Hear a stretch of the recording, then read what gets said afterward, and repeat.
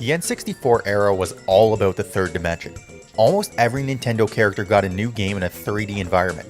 Mario 64, DK 64, Ocarina of Time, just to name a few. But two come to mind that didn't really get that treatment. Samus didn't, seeing as there was no Metroid game for the N64, which I still don't understand how that happened. But the other one was Kirby. Kirby 64 The Crystal Shards was the only mainstream N64 Kirby game. This was the first Kirby game that I ever played, and despite the less than stellar sales, barely breaking 1 million copies, it was one of my favorites. Which I realize I say about every game I play, but that's because I don't own garbage games from my childhood, for the most part.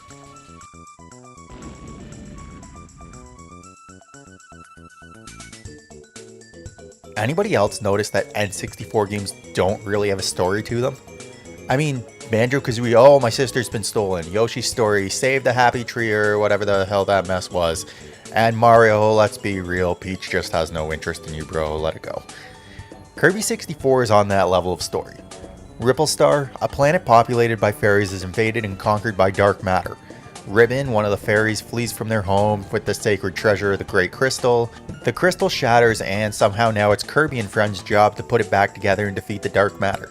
Yeah, look guys, not every game is going to have a compelling plot that I can break down, unless you want me to get into the lore of Kirby and his world, but I'm not going down that road. The game does actually have some cutscenes and some entertaining moments from them, but really, it's an afterthought to say the least throughout the game. Kirby 64 is a basic platformer game, and when I say basic, I mean basic. There really isn't a ton to this game by any stretch. The game is designed completely around Kirby's traditional copy ability, but this time there's a little twist. Instead of using one power at a time, Kirby can now use two. You can now mix powers and get some sweet new abilities. You can be Kirby with a Buster Sword, or you can be Jedi Kirby, and you can even be whatever on God's Earth this is supposed to be. I loved this as a kid and still do now. It makes me want to try and mix and match everything you can. It's also good that they did that because frankly there's not a whole lot of power-ups in this game. You only have like 7 or 8 maybe, and the game has a total of 35 combinations with some obvious ones lacking. No sword, no wheel, no sleep, there's no water, though I think that was only in the newer games, but still. It just leaves so much to be desired. The actual play of the game is pretty basic and extremely easy. You don't actually have an infinite flight this time around, but you certainly have an extended one. And minus the one-hit kills, you'll find enough food throughout to handle any of the damage you take. You do get to make some use of your friends like Waddle Dee and King Dedede, but other than that, it's just basic get to the end of the level without dying. Kirby 64 is a 2.5D game. The levels are side-scrolling based, but it takes part in a 3D environment for the most part. It actually looks quite cool, sort of like some of the 3DS platforming games. The levels are full of color and life, just like most Kirby games, and the music is one of my favorite all-time N64 soundtracks. Visually, not the most graphically pressing, but when you start running and the level sort of curves and you see the world in its background start to move, I don't know, it just looks really cool to me, especially for the era and style of game.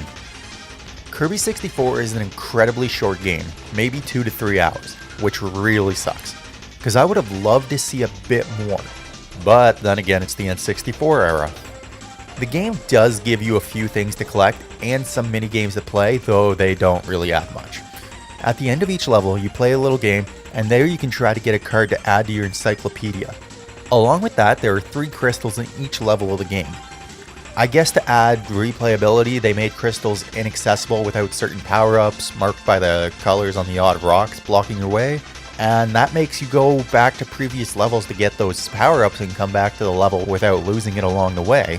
Thankfully, unlike 99% of platformers I've played, you don't have to finish the level. You just collect the crystal and you can quit and move on. On top of that, getting the power-ups, you can quit the level once you get the power-up and you actually keep it. This is a godsend because you get most, if not every power-up combo in the first world. Quit, go get that crystal, and move on with your life. And on top of all that, once you collect all 100 crystals, you get a secret world with the real final boss of the game. Guys, I never knew this existed until like a week ago. Holy how I went this long without knowing that, I don't know, but damn. Kirby 64 might not be the perfect Kirby game. I mean, it's really easy, it's very short, and missing a significant amount of power-ups. That's one way of looking at it. And it's not an entirely wrong way of looking at it. But really, it does offer a fun time regardless. As a kid, I did find it challenging. That final boss, not the one that I didn't know about, the actual World 6 final boss, was brutal to me. And the lack of power-ups is kind of offset by the combination thing, which I still think is quite innovative, and I would love to actually see them test that concept again. For whatever it is, I think like $10 maybe on the Wii U eShop, probably going to be on the Switch shop soon, whatever that's called. I think it's well worth the money to see if you like the game. It brings you a couple hours of fun. I don't know how to end this video. So with that, thank you guys for watching. If you liked this video, then hit like, subscribe if you really liked it, and tell Nintendo to send me a copy of Super Mario Odyssey early. Please, I really want to play that game so badly.